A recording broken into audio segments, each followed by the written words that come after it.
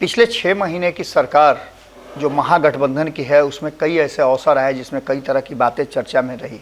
इस बीच में यह भी देखा गया कि नीतीश कुमार और तेजस्वी यादव के बीच में किस तरह के सामंजस्य हैं। हमेशा नीतीश कुमार के पीछे तेजस्वी यादव हाथ बांध करके खड़े रहते हैं और नीतीश कुमार की बातों पर मंद मंद मुस्कुराते रहते हैं।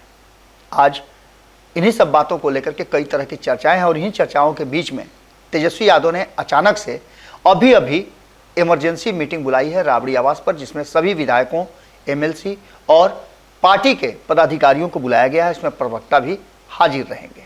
आपको बता दें कि इस मीटिंग को बुलाए जाने के बाद राजनीतिक चर्चाएं तेज हो गई हैं।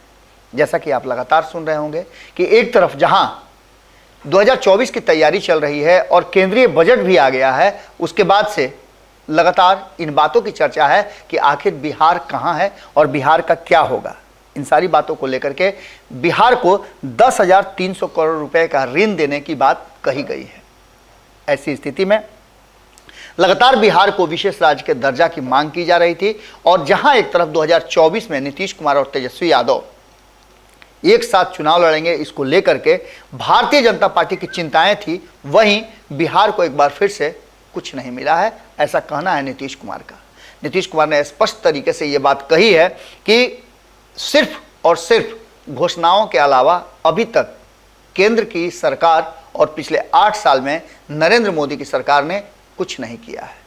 सिर्फ वादे करते हैं लेकिन पूरा नहीं होता है। इसके साथ साथ और भी कई लोगों ने अपनी बातें रखी है, लेकिन इन सारी बातों में सबसे ज़्यादा अहम है कि आखिर तेजस्वी यादव कौन सा फैसला लेने वाले हैं। तेजस्वी यादव ने भी इस बजट को लेकर के अपनी बातें रखी हैं, लेकिन इन सब के बीच में ललन सिंह ने कहा है कि यह बजट एक सपने जैसा है जो नींद खुलते ही टूट जाता है। मुकेश सहनी की बात कर लें या अन्य नेताओं की बात कर लें तो सभी ने अपनी अपनी प्रतिक्रिया दी है। वहीं इस बजट का समर्थन एनडीए में शामिल दलों ने किया है और बताया है कि यह दूरगामी बजट है। वहीं यह भी कहना है कि यह बजट चुनाव को मद्देनजर रखते हुए नहीं बनाया गया है, जिससे देश का विकास हो, राज्यों का विकास हो। यह ऐसा बजट है, कहना है सरकार के अंग का। लेकिन तेजस्वी यादव ने जो मीटिंग बुलाई है उस मीटिंग को लेकर के अब चर्चाएं तेज हो गई हैं और इस मीटिंग में कहा यह जा रहा है कि तेजस्वी यादव कुछ बड़ा ऐलान करने वाले हैं और अपनी टीम को इस बजट को लेकर के एक नए दिशा की तरफ ले जाना चाहते हैं। तेजस्वी यादव का सीधा फोकस 2025 पर है और 2025 के दृष्टि से जो कुछ भी होगा वो पूरी मंत्रणा करने की तैयारी चल रही है। क्या नीतीश कुमार के साथ रहने में फायदा है या नीतीश कुमार से अलग होने में फायदा है, चर्चाएं इस बात की भी जबरदस्त ढंग से चल रही हैं। बिहार के राजनीतिक गलियारे, चौक चौराहों तक भी यदि आप बात करें तो इस बात की चर्चा है, वो आपको हम बता रहे हैं। इन्हीं चर्चाओं का कहीं ना कहीं अंश तेजस्वी यादव के पास भी पहुंचता होगा।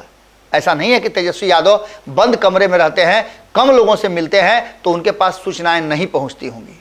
उड़ते उड़ते सूचनाएं सब जगह पहुंचती हैं और खास करके नेता जो रहते हैं उनके करीब ऐसे कई लोग होते हैं जो उनके कान में बहुत सारी बातें कह दिया करते हैं। आपको बता दें कि वर्तमान बदली हुई परिस्थिति में जहां असमंजस की स्थिति बनी हुई है कि क्या नीतीश कुमार और तेजस्वी यादव एक साथ आगे 2024 और 25 का चुनाव लड़ेंगे, वहीं इस बात की भी चिंताएं हो रही हैं कि क्या नीतीश कुमार को बीच में ही सत्ता से बेदखल करके तेजस्वी यादव बाहर का रास्ता दिखा देंगे। इन सारी बातों के बीच ये बजट जो है एक बार फिर से टर्निंग पॉइंट लेकर के आया है। इसमें बिहार को और बिहार के हक हुकूक की बात को लेकर के कई तरह की बातें कही गई है और कहा यह गया है कि राज्यों से, खास करके बिहार जैसे पिछड़े राज्यों से उसके अधिकारों को छीनना और उसके जो बजट आकार है उसको छोटा करना कहीं ना कहीं इस बात की तरफ इशारा करता है कि भारतीय जनता पार्टी बिहार जैसे राज्यों पर फोकस नहीं करती है। हालांकि एक बात और बड़ी महत्वपूर्ण है कि केंद्र की सरकार और इस बजट को लेकर के भारतीय जनता पार्टी का कहना है कि बिहार को लेकर के विशेष सोचा गया है और बिहार को हमेशा केंद्र सरकार ने विशेष दर्जा दिया है। लेकिन अब विशेष दर्जे की मांग को लेकर के एक बार फिर से मुहिम तेज हो गई है और जब जब विशेष राज्य के दर्जे की मुहिम तेज होती है तब तब बिहार में कोई नया राजनीतिक परिवर्तन होता है। इसको लेकर के तेजस्वी यादव ने जो मीटिंग बुलाई है उसमें इस बजट की समीक्षा और समीक्षा के बाद उनकी पार्टी का स्टैंड क्या होगा, इस पर गंभीर विचार होने वाला है।